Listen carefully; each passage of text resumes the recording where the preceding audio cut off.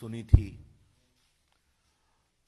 उसमें कई ऐसे वकील लोग भी थे जो प्रामाणिक रूप से मोदी सरकार के कई विरोध के केस करते रहते हैं। ये उनका विवेक है। आज सुप्रीम कोर्ट ने अपने रिजर्व जजमेंट को सुनाया है और मैं इसके एक पैराग्राफ को पढ़ना चाहता हूं। There is no statutory prohibition on contributions made to NDRF, and the contribution to PM Care Fund are voluntary. Funds collected by PM Care Fund are entirely different, and these funds are funds of charitable trust. This fund need not be transferred. उन्होंने इसको dismiss कर दिया है। बाकी judgement विस्तार की बात है, उसमें नहीं जाऊंगा। एक बहुत महत्वपूर्ण बात जानना चाहिए कि पीएम केयर फंड से अब तक 3,100 करोड़ रुपए दिए गए हैं कोरोना की लड़ाई में, जिसमें 2,000 करोड़ सिर्फ वेंटिलेटर के लिए दिए गए। और आज देश को बताते हुए आप सबों के माध्यम से प्रसन्नता होती है कि 50,000 वेंटिलेटर पीएम केयर फंड के द्वारा दिए गए पैसे से उपलब्ध कराए गए हैं, जो आजादी के बाद के आज तक के इतिहास के हाईएस्ट हैं। The 50,000 ventilators provided to take care of emergency needs of corona patients is the highest since independence as far as ventilator provisions are concerned. लगभग 1,000 करोड़ दिए गए हैं राज्यों को, जो हमारे प्रवासी मजदूर आए उनकी व्यवस्था करने के लिए, और लगभग 100 करोड़ रुपए दिए गए हैं कोरोना के खिलाफ वैक्सीन के अनुसंधान में मदद के लिए। तो 3,100 करोड़ की बड़ी राशि कोरोना की लड़ाई के लिए दी गई है।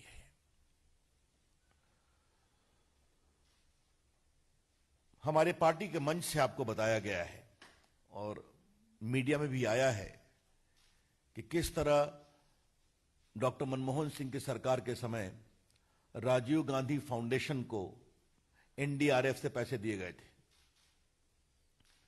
आज मैं उसको दोहराऊंगा नहीं। और आपने यह भी सुना होगा कैसे 100 करोड़ रुपया बजट के प्रोविजन में भी किया गया था राजीव गांधी फाउंडेशन के लिए। राजीव गांधी फाउंडेशन एक फैमिली फाउंडेशन था, आपको पता है। और आपने यह भी सुना होगा कि राजीव गांधी फाउंडेशन को चीन के एम्बेसी से और चीन की कम्युनिस्ट पार्टी से भी मदद मिली थी। यह चर्चा यहां से हमारे प्रवक्ता मित्र कई बार कर चुके हैं। और आपको यह भी मालूम होगा कि राजीव गांधी फाउंडेशन ने जो अपनी रिपोर्ट बनाई थी, उस रिपोर्ट में यह भी कहा था कि भारत चीन के रिश्तों को सुधारने के लिए भारत का बाजार चीन के लिए खोलना जरूरी है। You would recall that on behalf of the party we have shown the report of the Rajiv Gandhi Foundation, whereby a special study was done which inter alia recommended that Indian markets needs to be opened for Chinese products to make the relationship more stronger. तो Rajiv Gandhi foundation को कहां से किससे क्या क्या मदद मिली है, ये आप सभी जानते हैं। एक बात तो मुझे आपको बताना है, जो समझना बहुत जरूरी है, कि जो पीएम केयर फंड है ये एक रजिस्टर्ड पब्लिक ट्रस्ट है, रजिस्टर्ड पब्लिक ट्रस्ट। और जो आपके prime minister national relief fund है, जिसे कहते हैं पीएमएनआरएफ, ये 1948 में बनाया गया था by an oral observation of the then prime minister. ये पीएमएनआरएफ जो 1948 में बना था, ये जो हमारे रिफ्यूजी आ रहे थे पाकिस्तान से, उनकी आवश्यकताओं के लिए, या कोई कभी अर्थक्वेक आ जाए या बाकी आ जाए, इसके लिए था। जबकि ये जो पीएम केयर्स है, ये एक रजिस्टर्ड पब्लिक ट्रस्ट है, जिसके प्रधानमंत्री अध्यक्ष हैं और ये कोविड ऐसी इमरजेंसियों के लिए बनाया गया है। ये बात समझना बहुत जरूरी है, दोनों में बहुत अंतर है। अब मुझे आपको बताते हुए कभी कभी आश्चर्य भी लगता है, मैं नाम तो नहीं लूंगा, कि ये जो पीएमएनआरएफ है, इसके एक कांग्रेस के बहुत सक्रिय सीए जो मंत्री भी थे, थ्रू आउट सीए वही रहे। अब ये भी आप समझ सकते हैं और इससे अधिक बोलने की आवश्यकता नहीं है। Transparency is writ large in the PM cares fund, both in terms of legal requirement and both in terms of transparent management of funds received on a voluntary basis. इसमें पूरे फंड वॉलंटरी रूप से आते हैं। तो आज हमारी सरकार के 6 साल पूरे हो गए, हम 7वें साल में हैं और बहुत गर्व के साथ हम कहना चाहते हैं, और पिछले 6 साल से मैं अपनी सरकार में मंत्री हूं, प्रधानमंत्री के निर्देश पर हमारी सरकार ईमानदारी से काम करती है और अभी तक एक भी भ्रष्टाचार के आरोप लगाने की किसी को तथ्यों के साथ हिम्मत नहीं हुई। अब बाकी कुछ लोग अपना बोलते रहते हैं, तो छोड़िए, उसके बारे में क्या कहना है। नरेंद्र मोदी की सरकार ईमानदारी से काम करती है, इससे जनता का आशीर्वाद मिलता है और वही ईमानदारी पीएम केयर फंड में भी दिखाई पड़ती है। तो चूंकि ये बहुत दिनों से चल रहा था, कई हाई कोर्ट में केस फाइल करवाए गए पीएम केयर फंड के खिलाफ, सुप्रीम कोर्ट में केस फाइल करवाए गए। इसके पीछे राहुल गांधी की टिप्पणी होती थी, परिवार के लोगों की टिप्पणी होती थी, और बहस करने वाले और पिटिशनर भी वही थे जिनका सरकार से विरोध रहता है। तो आज ये निर्णय आया तो मुझे लगा कि आपके सामने इसको रखना चाहिए पार्टी की ओर से। इसी से जुड़ा एक दूसरा महत्वपूर्ण विषय, और ये बात हम बड़ी जिम्मेदारी से कहना चाहते हैं कि कोरोना एक बहुत बड़ा अभिशाप है, भारत ही नहीं दुनिया भर में।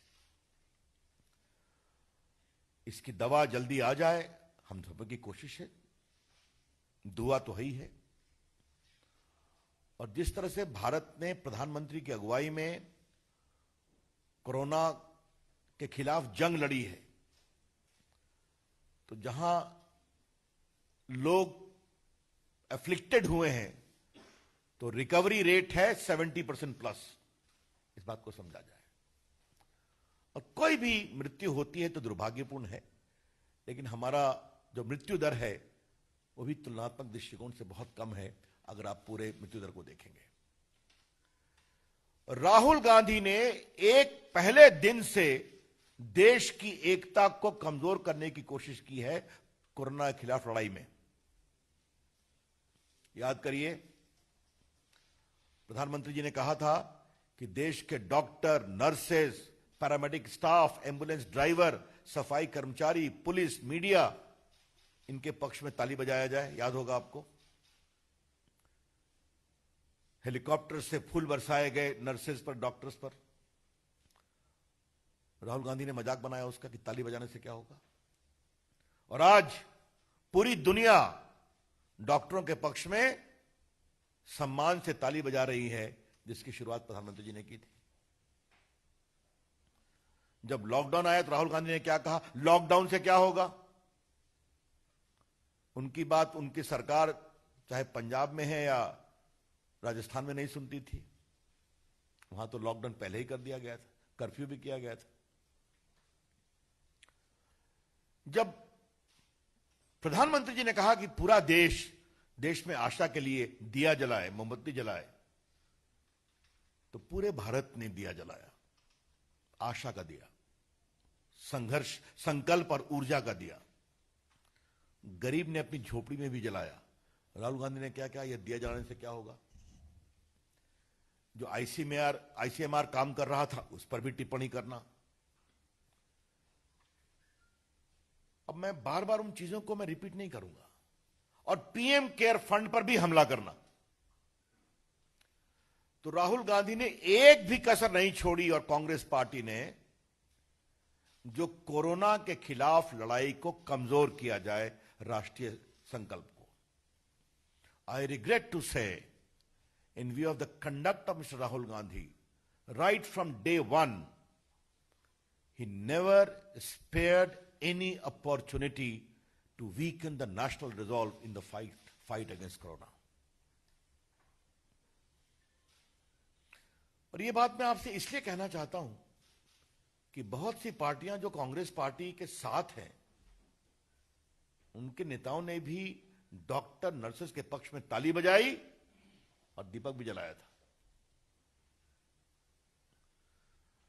तो आज जब पीएम केयर्स फंड पर यह फैसला आया है, तो उनके द्वारा एक प्रायोजित षड्यंत्र का सुप्रीम कोर्ट ने बिल्कुल निरस्त किया है उसको, और यह बिल्कुल ट्रांसपेरेंट फंड है पीएम केयर्स का। इसकी ईमानदारी से कार्रवाई हो रही है, पारदर्शी तरीके से इसका निवेश हो रहा है। मैंने बताया, रिपीट करूंगा, 2000 करोड़, लगभग 50,000 करोड़ वेंटिलेटर खरीदने के लिए, 1000 करोड़ मजदूरों के लिए, उनके पुनर्वास के लिए, और 100 करोड़ वैक्सीन की खोज में मदद करने के लिए। तो जो वॉलंटरी बेसिस पर पीएम केयर्स में लोग डोनेशन दे रहे हैं अपनी इच्छा से, उसका सदुपयोग हो रहा है। और जब सुप्रीम कोर्ट ने मोहर लगाई है, तो मुझे लगा कि आज पार्टी की ओर से हम ये चर्चा करें, आपको बताएं, और किस तरह से कांग्रेस पार्टी और विशेष रूप से राहुल गांधी के द्वारा राष्ट्रीय संकल्प को कमजोर करने की कोशिश की गई, जो कोरोना के समय सबसे अधिक आवश्यक थी, उसकी भी चर्चा करना जरूरी है। That's all from my side, open two questions.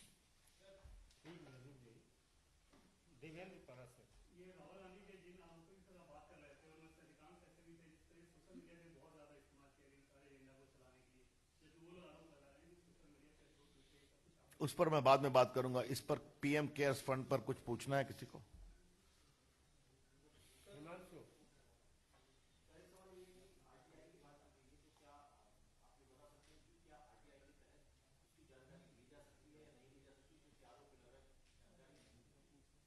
देखिए, मैं एक बात आपसे साफ साफ कहूंगा, इस देश में आजकल दो प्रकार के लोग हैं।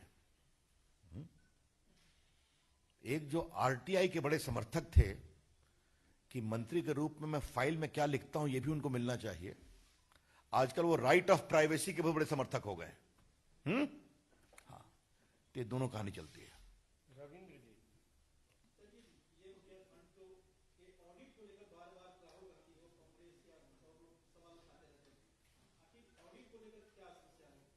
कोई समस्या नहीं, ऑडिट होगा। ये तो वेबसाइट पर है सब कुछ। मैंने कितना खर्चा किया गया पूरा बता दिया आपको। वेबसाइट पर जाइए, ऑडिट भी होगा, जो आपको वहां पर बाकी राशि क्या हुई मिलेगी। ये नरेंद्र मोदी की सरकार है, यहां पब्लिक ट्रस्ट बना है, रजिस्टर्ड हुआ है, कौन कौन ट्रस्टी हैं ये भी पता है, बाकायदे ऑडिट होगा और देश को बताया जाएगा। सब कुछ वेबसाइट पर है। यहां यह नहीं होता है कि बजट में राजीव गांधी फंड को फाउंडेशन के लिए 100 करोड़ और बाकी एनडीआरएफ के फंड से फाउंडेशन को, ऐसा नहीं होता है।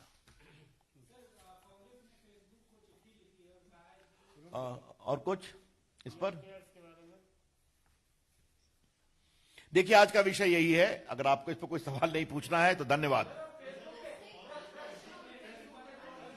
देखिए, एक मिनट रुकिए, बस मैं एक अपने से बोल देता हूं, then I will not take any question. अच्छा, सब अपने सवाल दे दीजिए, मैं बस एक जवाब दूंगा। सब लोग 1 मिनट, एक एक करके सवाल दे दीजिए, फिर एक बार जवाब हो जाएगा।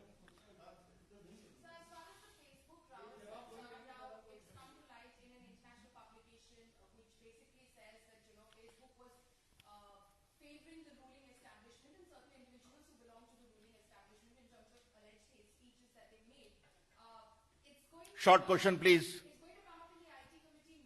Thank you. चलिए, और कोई सवाल?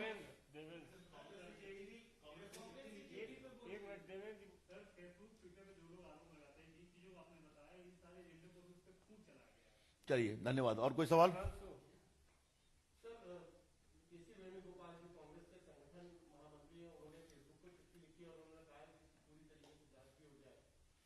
रविकांत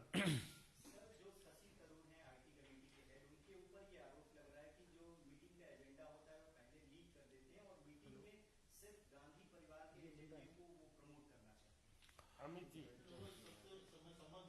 यामिन चलो, धन्यवाद। राहुल, देखिए इसके दो विषय।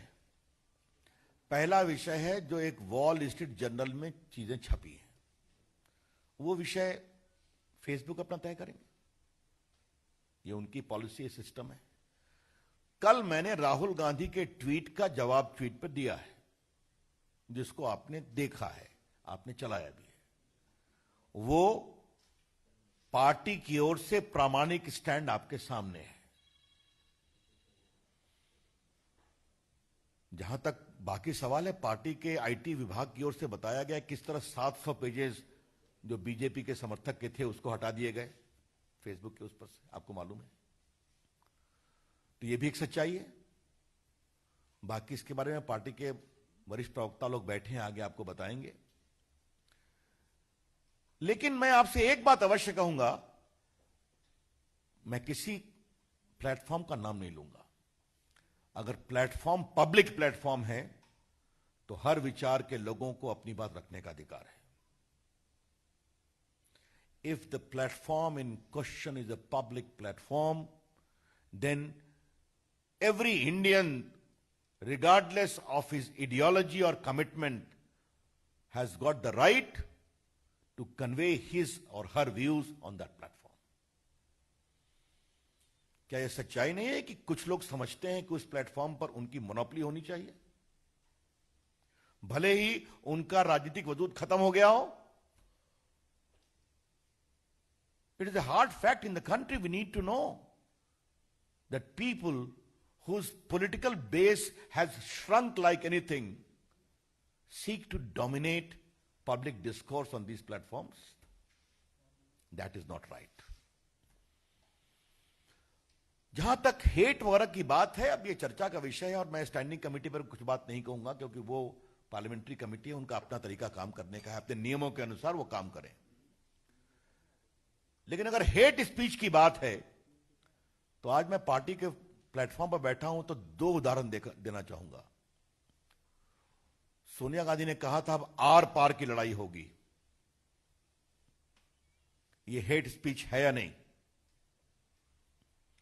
और राहुल गांधी ने दिल्ली में पब्लिक मीटिंग में कहा था कि देश के लोग प्रधानमंत्री को डंडे मारेंगे। यह हेट स्पीच है या नहीं है? It is a textbook case of instigation for violence. ये समझना चाहिए। चर्चा होगी तो देखा जाएगा। That's all from my side. हाँ, एक मिनट। राहुल गांधी जी ये समझते हैं कि जो हमारे लायक काम नहीं करता वो संघ, आरएसएस और बीजेपी के दबाव में है। अब इसके बारे में क्या कहा जाए? देश की जनता इसका जवाब देती रहती है। धन्यवाद। Thank you.